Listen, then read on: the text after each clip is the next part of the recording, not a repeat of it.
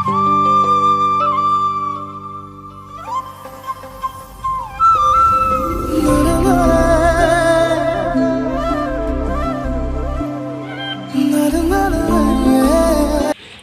guys, good evening. Hello good evening. এতিয়া আমি বজাৰৰ ফালে পাক যাবলৈ লৈছো কেটামান বস্তু আনিবলগীয়া আছে মই যাম বেটা যাব বেটা মাক যাব দাদা যাব ন আৰু মোৰ অন্য এটা ভিডিঅলৈ আপোনালোক সকলোকে আদৰণি জনাইছো চাই থাকিব ভিডিঅটো শেষলৈকে আমি কি আনো দেখাবলে চেষ্টা কৰিম আপোনালোককো গৈ থাকো তেতিয়া হলে এতিয়া আমি টাউন পালোহি আৰু বেটাৰ মাকে চেন্ডেল জোতাৰ দোকানত সোমালে পাঁচশো এযোৰ লয় বোলে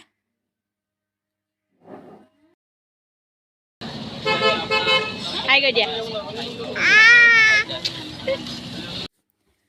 আৰু এতিয়া সোমালো জুৱেলাৰীত বেটা মাকৰ কাম আছিলে অলপ কিবা বনাবলৈ দি থৈছিলে বোলে লবলৈ সোমালে আৰু মোৰ তেনেকুৱা একো কাম নাছিলে মোৰ সৰু হয় দুটামান বস্তু লবলৈ আছিলে তাহাঁতৰ লগতে গৈ ময়ো লৈ আহিলো নহলে তেনেকৈ ওলাই যোৱা নহয়েই ঠাণ্ডাৰ কাৰণে যাবলৈকে মন নাযায় তো চান্সতে গৈ লৈ আহিলো আৰু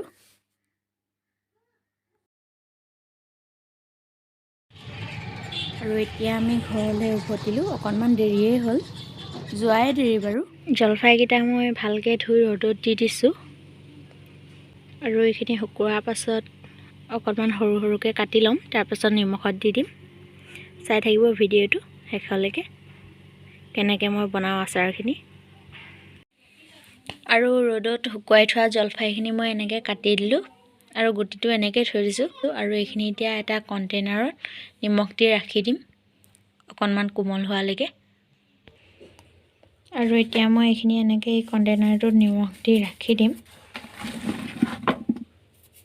নিমখখিনি দি লৈছোঁ জলফাইখিনি অকণমান কোমল হোৱালৈকে ৰাখিম তাৰপাছত আকৌ ৰ'দত দিব লাগিব এয়া এতিয়া ঢাকনিটো বন্ধ কৰি ৰাখি দিম আৰু ইয়াত পানী দিব নালাগে জলফাইখিনিৰ পৰা অকণমান ৰস ওলায়ে আৰু নিমখটো দি দিলে তেনেকৈ এইখিনি অকণমান পানী টাইপ হৈয়ে যায়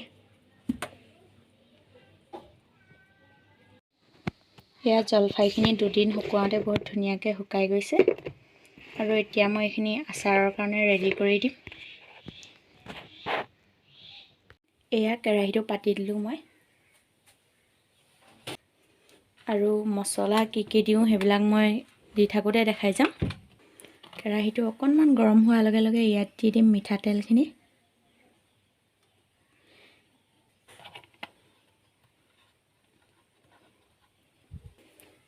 তেলখিনি গৰম হোৱালৈকে ৰম আৰু ইয়াত তেলখিনি হৈ গৈছে মই একদম ল' ফ্লেমত কৰি লৈছোঁ এতিয়া ইয়াতে মই দি দিম কেইটামান পাঁচফোৰণ বৰ বেছি নহয় অকণমান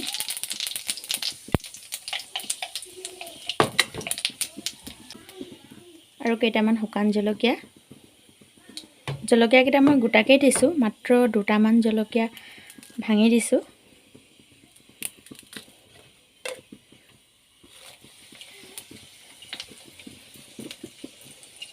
জলকীয়াকেইটা দি দিলোঁ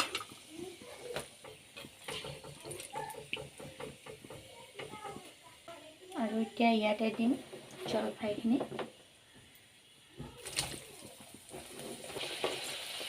গেছটো মই একেবাৰে ল' ফ্লেমত ৰাখিছোঁ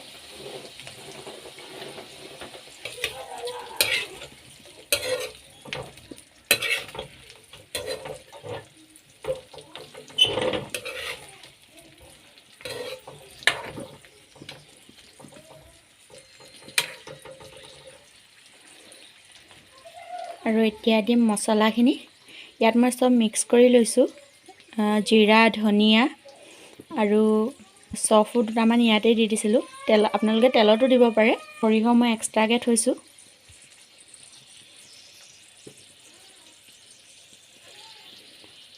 সব মিক্স কৰি মই এইখিনি অকণমান গোটাকৈ মিক্সিত মাৰি দিছোঁ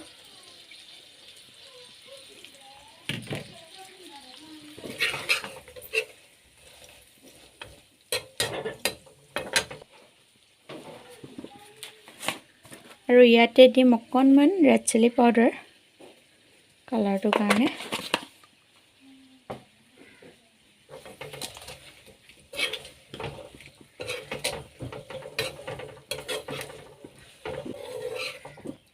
আৰু ইয়াতে দিছিলোঁ মই অকণমান হালধি দিয়াটো দেখুওৱা নহ'ল।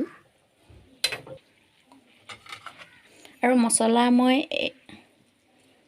এখন চামুচৰ জোখেৰে দিছিলোঁ 4 চামুচ। এতিয়া সৰিয়হ এইখন চামুচৰ জোখেৰে মই 2 চামুচ দি দিম।